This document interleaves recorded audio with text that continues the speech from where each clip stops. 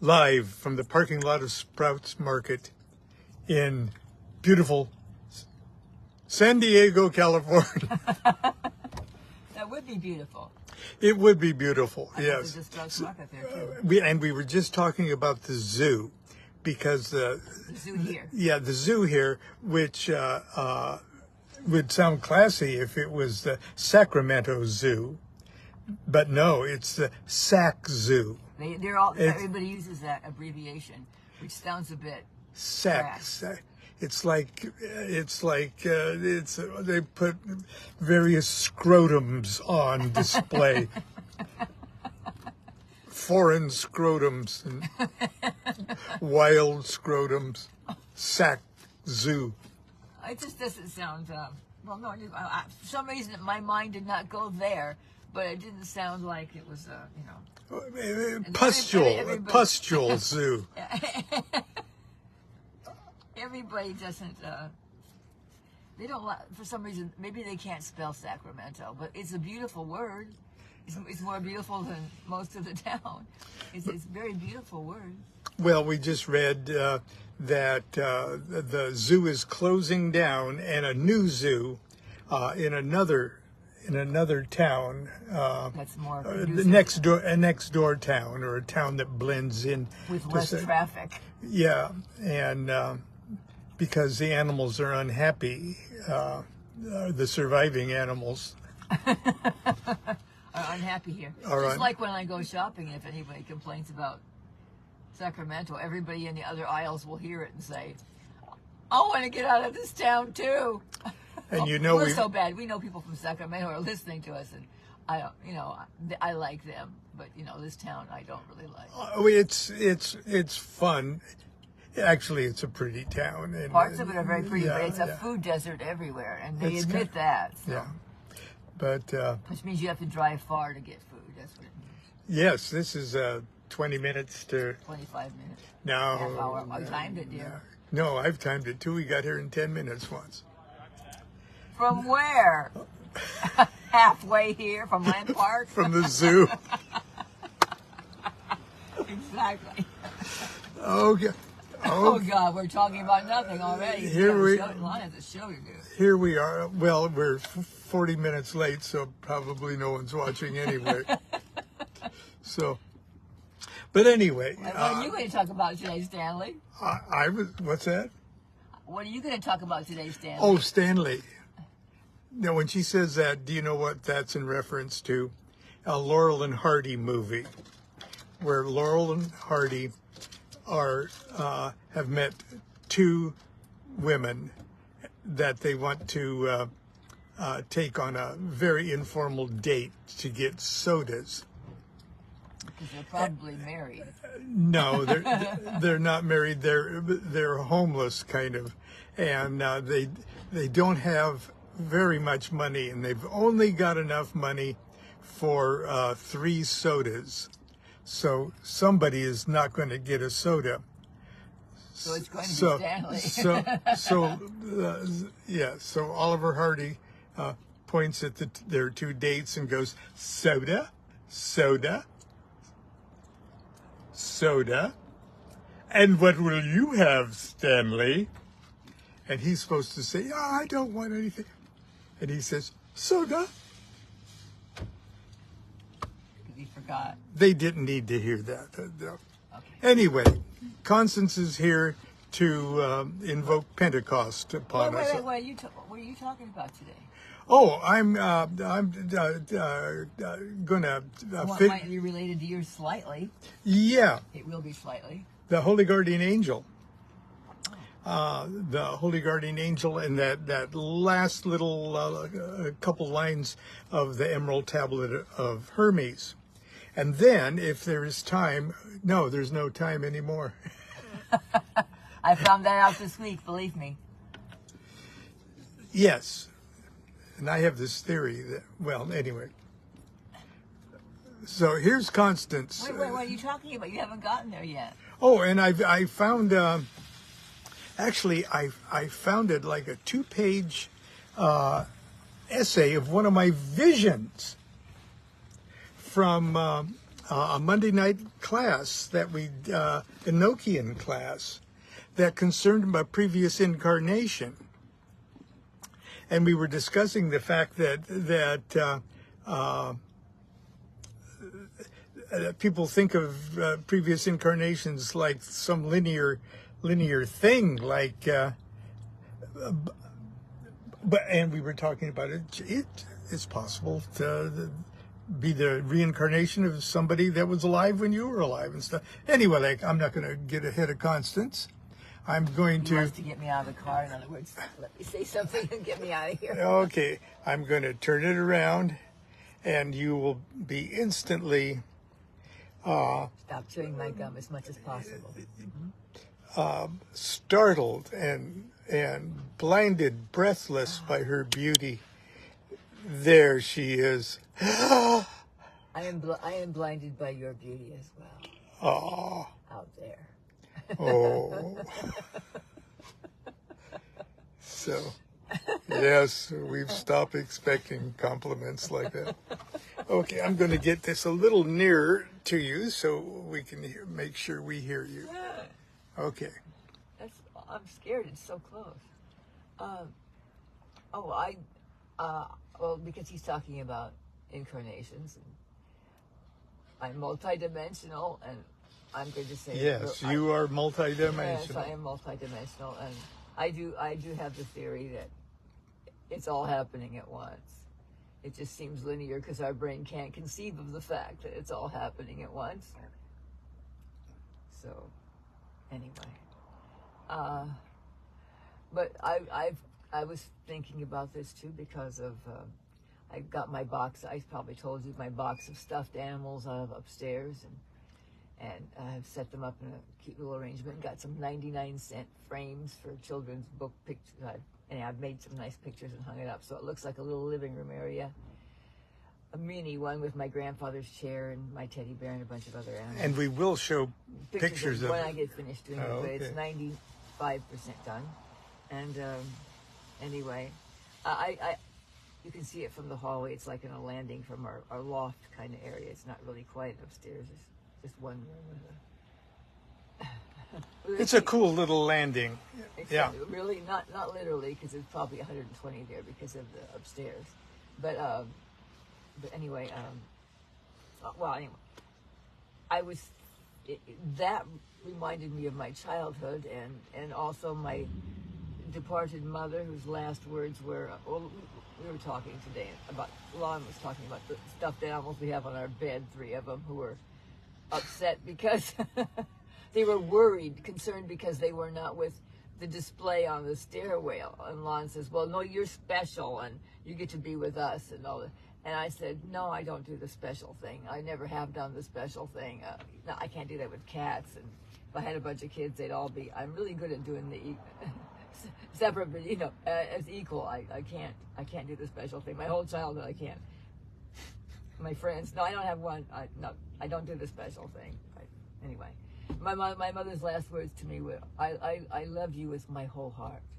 And not that my mother was a philosopher or anything, and I usually don't remember things that my mother told me like I should, but that stuck with me. And I thought, almost instantly I thought, and continually I think of it, probably as you should, your mother's last words to you. Personally, of course, but I thought, why don't we all say that all the time to everything? I mean, so it's been very easy for me after that time, because I have no, anyway, to say that to everything. I mean, the snail you see on the thing, your own child, the rose that's growing in your yard by accident because you didn't plant it, someone on the street that just, I don't know, why can't we just say that in our minds, at least? Not, if we said that out loud, people would think you were batshit crazy, so you don't do that. But say it, think about it anyway. And I figured that I didn't have any special, which means that you're not saying one thing is more special than the other or more worthy of love, because the love is infinite supply. It'd be ridiculous to have a backlog of love that's not coming through you, because it's infinite and is meant to do nothing but extend and expand. So that if you really want to keep the flow going, you extend and expand the love by saying, I love you with my whole heart, to absolutely everything. And I think I learned that concept myself, maybe from my mother. I didn't know she gave it to me until she died. But for years, I know I played this. I used to dress up as a nun some of the times, but all the time didn't dress up as a nun. I played orphanage for, a long part of my childhood. I don't know where I got that. So I figured that's part of my previous incarnation happening right in my life, as you know. And I've had plenty of orphan cats and other orphan things. But I did it with stuffed animals and dolls, and I didn't care gender or species or or whether they were, an elephant or a baby doll. It didn't matter to me. They were all the same. So I learned that I love you with my whole heart and no specialness from playing orphanage in my life, because I did treat them all alike. And now I saw them, because those are the animals that I played orphanage with. The dolls are gone, but the stuffed animals are left. There's Munkathine And Elephanto and Teddy, plus a bunch of adult ones that people have given me, possums and a few things I bought, and Jean Paul, a rabbit that my mother made for Jean Paul, and some of his teddy bears. And anyway, things like that are there, and I love them all with my whole heart. But anyway, and this leads in a strange way to, I think next Sunday is Pentecost, so I talk about it for the last few years, because I am gleaning as much meaning from that. As usual, I have warped, You have the habit of misunderstanding Catholicism things to to the benefit of mankind. Yeah, I misunderstand Catholicism to my own benefit. Or I always did that, so I don't see anything wrong with that. I think we're supposed to probably misunderstand everything to our own benefit, because that's what it's there. Everything is there for our benefit. Everything. Ooh, that's a good one. Anyway, so Pentecost is coming, I think, which is, I wanted the tiara. I don't really seriously, but, with the flame at the top. I don't actually, it's a time, I'm going to say words that don't have physical meaning. It's a time when people got together, and by the power of Christ consciousness, which meant I am he as you are me, and we are all together. They all became one. And they saw things, particularly language, the Pentecost thing, so you could communicate with other people. And they would understand what you were saying, no matter what language you were using. You understand things not with sight. You see things not with sight or perception, but you see things with the vision of the Holy Spirit, the way the Holy Spirit sees things, which is the part of you that sees the truth of the whole matter, the real truth, the truth spelled with capital letters, truth. Mm-hmm. So I'm trying to see everything this week with the Holy Spirit's vision of the Holy Spirit.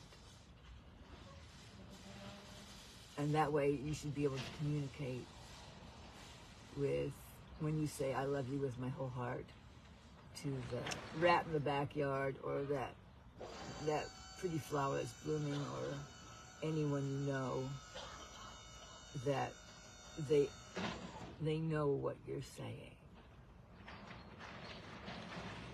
And they feel it, and of course, it can't help but come back, because Yeah, it's a two-way thing. Yeah, yeah. Anyway. So I get out your Pentecost Advent calendars. There's only a few days left until Sunday, and try to see things, which means they are actually. I think it has to do with. It's close to as stupid as it sounds. I think. Hear no evil, see no evil, speak no evil too, because everything probably is perfect. I hate to say that because I watched Democracy Now! This morning, but I think everything probably is perfect in a certain way, and to see things that way would be very helpful, because I think the way you see things is probably, it's what you get. It's not what you get is what you see. It's what you see is what you get. And that might be way too backwards, but I do think backwards often. So anyway, try to see things in whatever you think the vision of the Holy Spirit is, and the truth of the matter, until Sunday. I will probably say more about Pentecost. Oh, there'll be more Pentecost to come. But maybe not. Light your head on fire. Literally. That's true. Or just listen to White Rabbit. Yes. White Rabbit is the hippie Pentecost song. Feed your head. Okay, I'm going to. Okay. I'm going to turn around now. I'm turning because it around. I will have to bottle you sand if I even start thinking about that song. Okay. Yes, and we're in a parking lot, so. I'll go right through this roof. Well, officer, all I can say is that we were talking about Pentecost, and she ascended right through the roof. While humming White Rabbit. While humming. She can't say the words because she refuses to memorize the words, or can't, because it's too transcendent. It's too transcendent. Okay. Okay. Thank you, dear. Let's see if anyone. I only had one sip of coffee. I'm in my David Lynch shirt. David Lynch t-shirt. Sleep shirt. He sleeps in that shirt. I sleep with David Lynch. I tell you, life is much like Twin Peaks. No. There's no murders. No. Oh no. Yet. There might be Laura Palmer. Okay. Anyway, thank you, dear. Goodbye. And I'm trying to set up here. I don't know if I'm still on. I think I am. And we see the roof of my car here pretty good. While he's doing that, I'll just say, I love you all with my whole heart. And we love you all too with our whole hearts. Love me all. Good. If we can wake up enough to realize that. It didn't really take much. Okay. Practice on snails. It's true. Okay. And it is a real power with her. Okay. She would hate for me to say this, but she does love the snails. She does.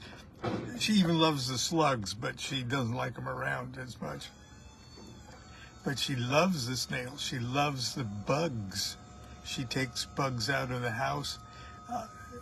She doesn't have to trap them. She just talks to them. And they crawl in her hand, and she takes them out. Buzzing insects. She talks to them as they're buzzing around and said, I'm going to open the door, and you're going to go out. And you'll be happier out there. And she talks to them for a while and opens the door, and they go out. And don't get me started on mammals. I mean, squirrels and roof rats and skunks and she's got. It's just like that scene from Disney's Snow White, where all the birds come and sit on her finger,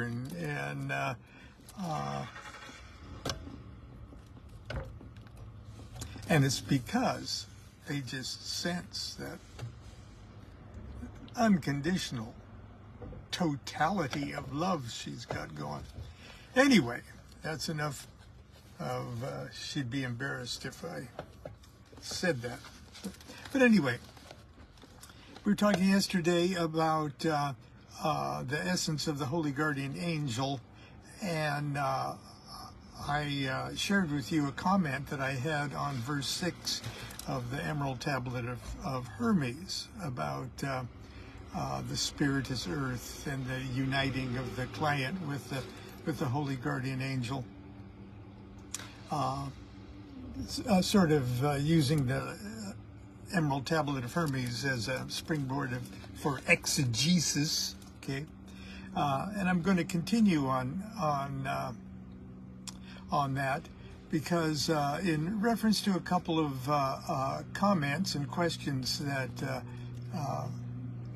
people have left for me in the last couple days, there's a basic or a fundamental misconception that the Holy Guardian Angel experience, knowledge and conversation of the Holy Guardian Angel, is something that people work for, and hopefully someday they will get it. And I don't know how many years, but this event is off in the future, and I hope that future. Look, if it's an event that doesn't take place in the same space-time continuum that other objective reality events take place in. We can sort of wrap our brains around events that happened to us in the past. And not only that, but we can as far as it goes, analyze events that happened in the past, and see them as a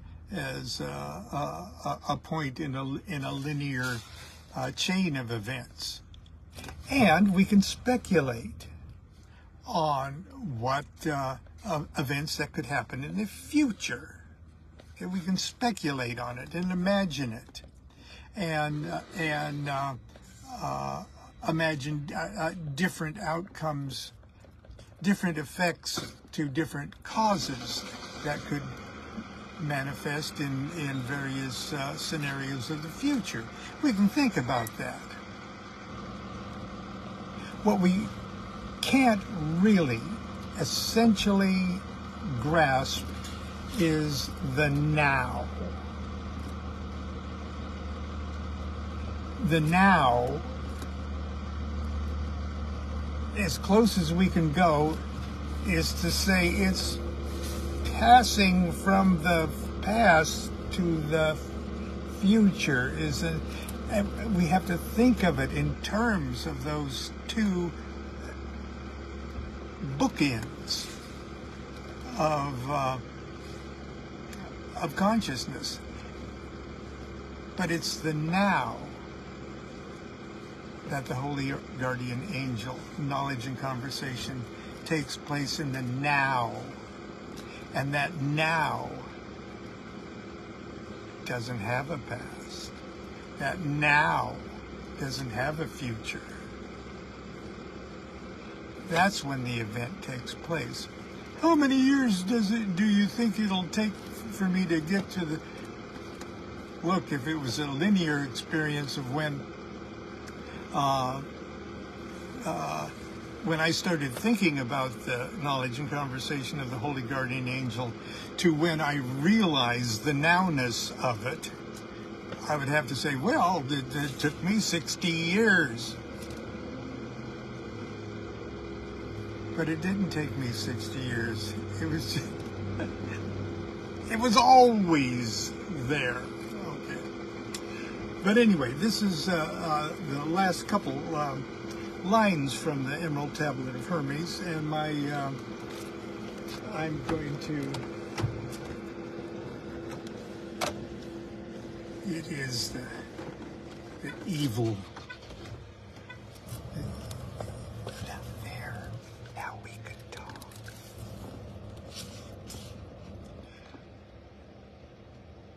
This is a little verse 8 from the Emerald Tablet. Thou shalt by this means possess the glory of the whole world. Now, it's more than just the what we know as the experience of the knowledge and conversation of the Holy Guardian Angel. But for our purposes in examining this part, let's say that is exactly what we're talking about. Thou shalt by this means, knowledge and conversation, possess the glory of the whole world, and therefore all obscurity shall flee away from thee. And this is what I said about it. Knowledge and conversation of the Holy Guardian Angel brings with it a clarity of vision and the realization of the central purpose of one's life. It does not guarantee the end of your troubles. On the contrary, once you become focused on the real reason you've incarnated, all thoughts and actions that do not advance the primary purpose become potentially quite dangerous. At this point in your spiritual career, there is no vacation from the great work. Any deviation from the path recoils with the same mad energy as a gyroscope knocked off its base. This is not to say that one has to lose one's sense of humor or stop having fun. No artificial moral imperative should motivate the aspirant's purity of purpose other than the driving desire not to waste precious time and resources. And verse 9 of the Emerald Tablet said, "This is the potent force of all force." It's almost what Constance was talking about with her. This is the potent force of all force, for it will overcome everything subtle and penetrate everything solid. Until now, I've talked about the experience of the knowledge and conversation of the Holy Guardian Angel as if it were a linear event taking place in time and space. Before knowledge and conversation, you're a complete jerk, and after you get your angels, mosquitoes won't bite you, etc. But the simple truth is, it is no such thing at all. For the universal agent, there is no was or will be. There is only is. The microcosm is already in perfect alignment with the macrocosm. Your HGA is one with you. The final He in Yod He Vav He is one with the Vav. And He is united with Yod.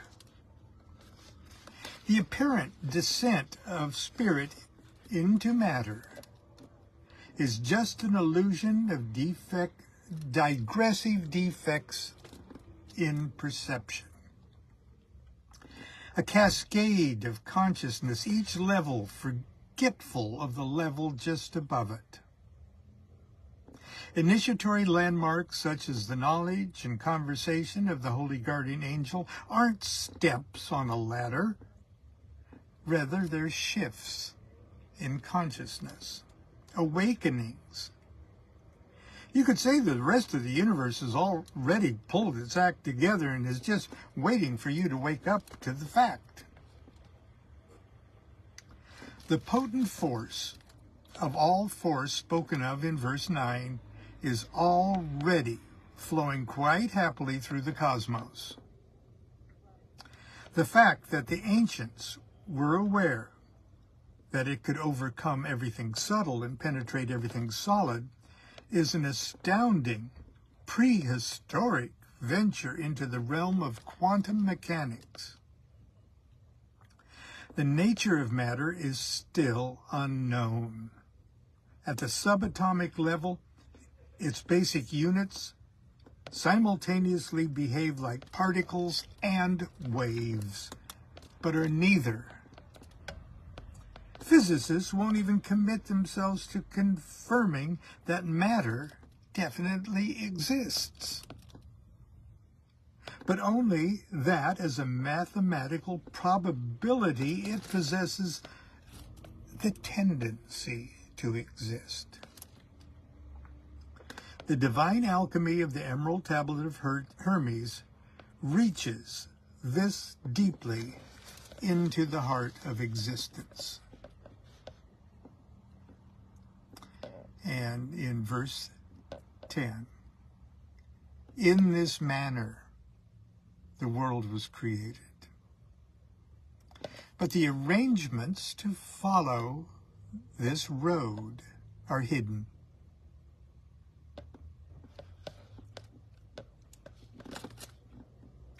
As we near the end of this little article, the Emerald Tablet leaves us with mysteries. The enigmatic choice of words of the 10th verse teases us, not with a hidden road, but the hidden details of a journey.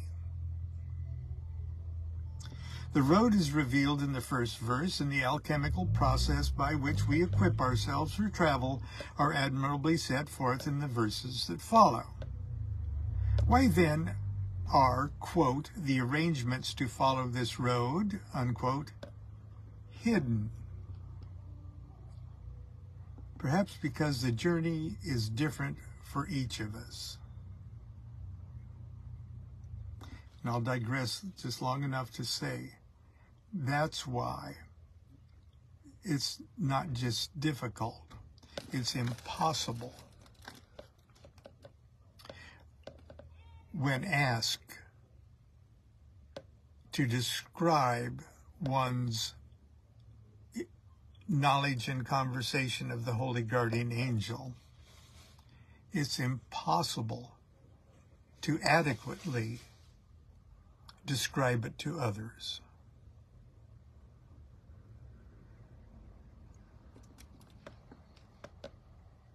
Knowledge and conversation of the Holy Guardian Angel is the most intensely personal experience.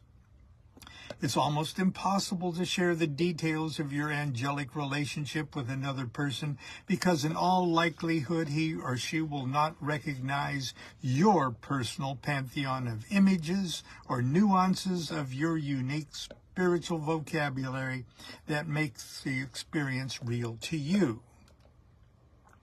My angel might scare the pants off you.